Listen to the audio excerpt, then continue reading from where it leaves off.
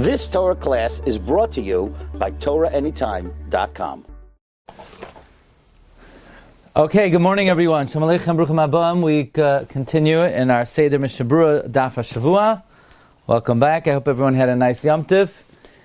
And we begin today in Siman Beis, Din Levishas Begadim, the halachas of getting dressed in the morning.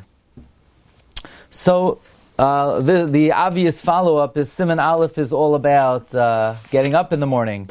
How to get up like a lion. When to get up at the hours that the Mishmaros are Mishnah, which is governed by the proper time to daven for the Churban Beis Hamikdash. And once we were on the subject of davening for the Churban Beis Hamikdash, I believe the Mechaber brought in the Dinei Karbanos, even though that's not the Zman Haroi La'amram. So now we're going to talk about once you get up, you got to get dressed. Din Levishas Begadim. La'yilbash Chalukoi Miyushav. You should not put on your cloak sitting down. They used to sleep without any clothing on. They used to sleep aram. So if a person sort of sits up and gets out of bed, then the issue is that his upper half is uncovered. So rather what you do is, Aliyika Chalukai, take the cloak while you're still lying. V'yachnis b'roishai. You insert your head, Uzroyosav, and your arms, b'idenu shoichev, while you're still lying down.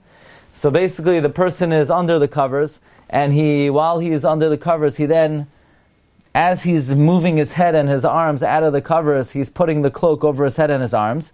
And as he's getting out of the bed, so now the cloak and the robe is draping over the rest of his body. It comes out that when he gets up, he is covered. So the Mechaber doesn't tell us exactly why to get dressed this way. And l'chayra, the reason for that is Sif Beis. Sif Beis, where there's no comment of the Mishnah Berura, and Sif Beis is a very interesting halacha to me, because Sif Beis is telling you not what to do. It's not telling you what not to do, it's telling you what not to think. It's a very rare halacha. How often do you have a halacha where the halacha tells you, don't think this? Sif Beis, Al Yoimar, don't think, Hineni b'chadrei chadar mirayeni, I'm in my inner chambers, who's going to see me? Ki HaKadosh Baruch Hu malay chal aretz kavaydai. God fills the whole world. L'chayra, that's, Nimshachim Dvarehem, Dvara from Siman Aleph, where we just said that Yiskaber Kari, with the understanding of Shivisi Hashem Lenegdi Samid. So this continues on into the mode of getting dressed. Says the Mishnah Berura Sivkat Aleph, Miyushav. Don't put on your clothing sitting. In other words, don't get dressed sitting. Because then you're going to be uncovering your body. A person needs to conduct himself with modesty and shame before HaKadosh Baruch Hu. Now, really it's worthwhile to know that the Bir Halach and Siman Gimel brings about the importance of tznius, where he quotes the smak, that tznius is a mitzvah da'iraisa. Okay, so that's just worthwhile to know in this context.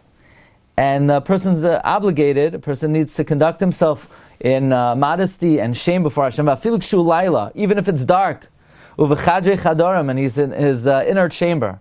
Nevertheless, Hashem's kavod fills the whole world, and darkness is like light. And therefore, being recognizing that Hashem that one is always in the presence of Hashem, one cannot uncover their body. And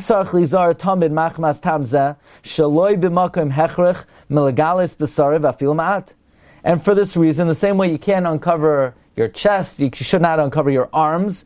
You have to be careful that if you don't have a good reason, if you don't have to, not to uncover really any part of the body. What part? Anything which is always covered with clothing, you should not uncover unnecessarily. You're allowed to uncover your arm until your elbow, and your neck until the chest. So then you'll say, oh, well, wait a second. If I always have to cover parts of the body that are that are typically covered, does that mean I can't walk around barefoot? Does that mean I have to put on my socks under the blanket? Well, yes, that's the opinion of the Mishnah Berura. The Mishnah Berura says, Al kain, therefore, on Palois, the socks, Yira lo lavsham, you should put them on, Oy le pashtam, or take them off. Gam kain tachas hasadin, under the sheet, Shaloi le galois raglav, so that one does not uncover their feet, Shadar kan lias mechusas la'olam, which are usually covered, b'medinos elu. Look, if you live in the desert, you live in the Sahara Desert, people walk around barefoot. That's one thing. Maybe you don't have to wear socks, but you live in the United States of America or in countries above the equator. So it's people usually cover their feet. You should put on your socks, take them off under the blanket. So obviously, to us it sounds a little bit strange because this is not commonly practiced. I don't think most people do this. V'chein kayotze b'zeh, or any similar thing, im lo sheyavshe binyan acher, unless it's impossible in any other way. So now, this is the big question. The question is, do people really change their clothing under a robe, or most people they take off their shirt, they put on their shirt. Many people, to all their clothing, they do that. So is that permitted? It seems, according to the Mishnah Berura, that that's not the proper way to go. So there's a famous tshuva of Rav Moshe that all of these hanhagos are only midas chasidus. They're extra saintly practices and they are not required. That's the opinion of Rav Moshe. It's midas chasidus. It seems that most people follow that, certainly in America. I'm not familiar with people that put on their socks under their sheet. That is the shita of Rav Moshe. Reb Chaim Kanievsky has a different take on it. Reb Chaim, although Reb Chaim says it's not midas chasidus, no, but he also learns it's not outright halacha. And Reb Chaim learns it's just midas tznius. And we find that when David HaMelech saw the unusual, the hanhaga of Shaul, when he was tending to his needs, he was very careful not to uncover what was not needed. So he said, wow, how could midas hadin have any effect on such a tzaddik? Now, if this was a din that every Jew was chayiv not to uncover a part of their body that's normally covered, then what's the special hanhaga of Shaul HaMelech? That implies, says Reb Chaim, that most people did not conduct themselves this way. However, Chazal are teaching us that that is the ideal mode of conduct. The Machzas HaShekel brings in the beginning of this Siman that even though B'zman Hazeh we don't really have a din of a Talmid Chacham, but when it comes to tznius, everyone should conduct themselves like a Talmid Chacham. And in other words, I once heard the following idea from our Rosh Hashiva, that even though when it comes to other chumros, there's a concept of yuhara, there's a concept of gaiva. Let's say there's certain extra stringent practices that not everyone is authorized to abide by. Who are you to be machmer? You just keep the Yikar Hadin. You're not on the Madrega to be machmer. Nevertheless, when it comes to midos, there is no concept of yuhara.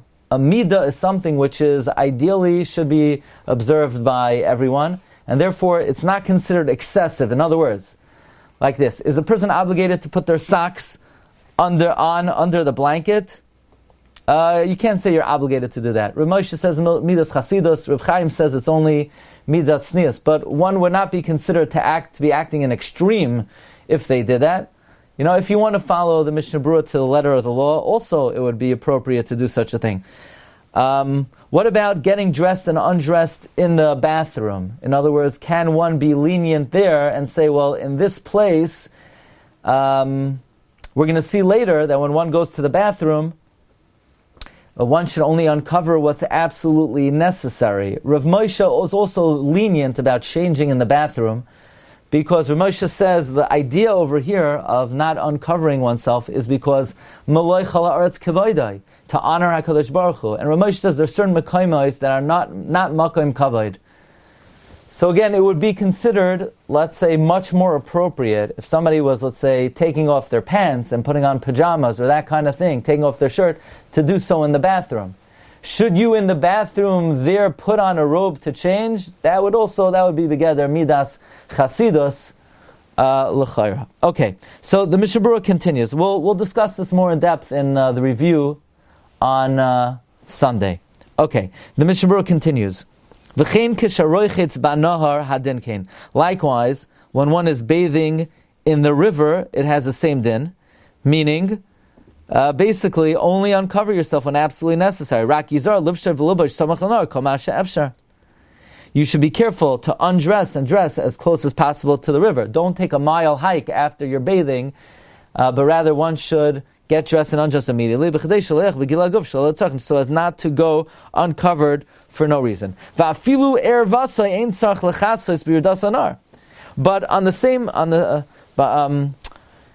same token, while one is bathing, or while one is actually descending into the river, one does not even have to cover their erva, because at that time that's considered the appropriate mode of behavior. You're going down into the river, you can't go in your clothing, so you could be undressed right before you go down. Says Mishna, one who covers their erva at that time, it's inappropriate. It's like you're embarrassed that you have a miluch koifer b'vrisa shel Avram Avinu. When you're coming out of the river, where you're facing the people, shepanav klapeyam, your front is up to the people, yishcha, you should sort of bend over so that the erva is not blatantly facing the people, or you should place your hand opposite the erva to cover it, provided that you don't touch the erva, as we will explain at the end of Siman Gimel. We'll explain at the end of Siman Gimel when one is or is not allowed to touch the erva. Isa b'shas, we find in the Gemara, cholok shel Talmid Chacham. What is considered the cloak of a Talmid Chacham? Kol she'ein b'sarei nires mitachtav. Someone whose flesh cannot be seen from underneath. What does that mean? That means that A, you can't see through it. You don't see the flesh through it. It's thick enough you can't see the flesh through it. And B, it's not too loose where when you're walking or you're at a certain angle, people could see underneath. Nowadays, we're not so careful about this, that A, it shouldn't be see-through, B, that it shouldn't be so loose, because anyway, people wear undergarments, so even if it's too loose or if it's too thin, you're not going to see under it. Anyway, people wear some type of undergarment, sock, long john, undershirt, and you're not going to see it. Okay, so then the Mishnah Berura said that you should put on the shirt sitting down. You should not put on the shirt sitting down, but rather you stick your head and arms into it, and this, when you get up, everything is covered. Says the Mishnah Berura, when you get up, and you emerge from under your blanket, that you were lying there, arum, naked, when you took off your cloak, now you will be completely covered. Now the robe will fall over your body by itself. So basically, this way you don't have to uncover your body at all. Look later on, Siman Reish Lamed Tes, regarding getting undressed. Now we're learning about getting up in the morning. So we're talking about getting dressed. We'll see later on, Siman Reish Lamed Tes, how to get undressed in the evening. Next, Hamaniach Malbushav Merashoisav. One who puts his clothing under his head, Mishakech Limudai, who'll forget his learning. So this is a davar seguli. You should not sleep on your clothing. Ve'efshir, says Mishna Berura, could be a maniach davar achar mavzeh ben rosh l'begad ve'en kpeda. If you're going to sleep with a pillow, so now you're not sleeping directly on the clothing, there's no kepeda. Now, even though Rabbi said we don't know the reason for this, why sleeping on your clothing will make you forget your learning, I'll share with you something I heard from Rabbi Miller on the next halacha. You should also be careful not to put on two articles of clothing at the same time, because it is something that could bring to forgetting. So Rabbi Miller would explain as follows. He says, even though it's a davar skula, there's a rational explanation for this. If you're going to put on your shirt and your jacket at the same time, your arm might not go through both sleeves at the same time. You might end up only sticking your arm through your jacket and not through your shirt. Then a guy is going to see you from behind that you have this big bump on the back of your arm, and you look completely like ridiculous, and you look silly, and people are going to say, this is a Talmid Chacham? He looks like he's a clown. Hashem is letting him learn his Torah? So Hashem's going to say, I can't give this guy any siyata d'shmaya to remember his learning, because he's mamas achil Hashem. He looks ridiculous. That's what Rav Miller used to say. So extrapolating based on that, I don't know if we can, but if you sleep on your clothing, basically your clothing is going to be all wrinkled, and the next day you're going to come to the Beis Medrash, you're going to give a beautiful shir, and people are going to say, this clown is giving a shir, he looks like he's a homeless guy, he's a complete mess. So you have to make sure your clothing look respectable in the morning. Now, we're not going to dictate the terms of this practice based on that rationale, but we believe that whenever the Chachamim say something, there are many, many, many ta'amim for it. So far, you don't want to put your clothing under your head when you sleep. You don't want to put on two articles of clothing at the same time. Hakoire ksav shal gabe hakever, one who reads a ksav on a grave.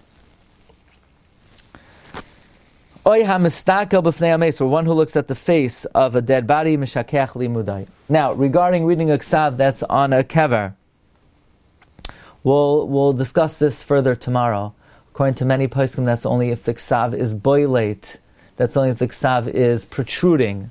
Kvarim today, they're nischare, they're engraved, and sometimes they fill it with lead. I think they fill it with lead, a little bit with lead, but it's kasha l'shikchai when the lettering is boilate. Now, another question is whether does koire mean to say out loud? Poi nitman! When somebody goes around to graves and he films it, let's say for Torah anytime, is it only if you say it out loud, or is it if you even read it in your mind? Okay? So that's also a question. We'll discuss that tomorrow. We'll bring in from the Sefer Hazikara, Reb Chaim Kanievsky wrote an entire Sefer on the subject of those things that help you, that cause shikha, and those things that help remembering. V'ayin oid b'Prima Gadim, midvarim hamachse limuda, look in the Prima Gadim from those things that help restore your limud. Says the Bir Halachs of Katanaf lo yibash chalgim yushav Prima Gadim mistapik biyashin bekila. Let's say you're sleeping in a canopy bed. So technically speaking, halachically, you're within a confine, so halachically there's a mechitza and you're covered. She'en gavaya, so let's say it's not 10 tfachim tall. Inoyeg din zeh. Do we say the havik mechusa ayin sham?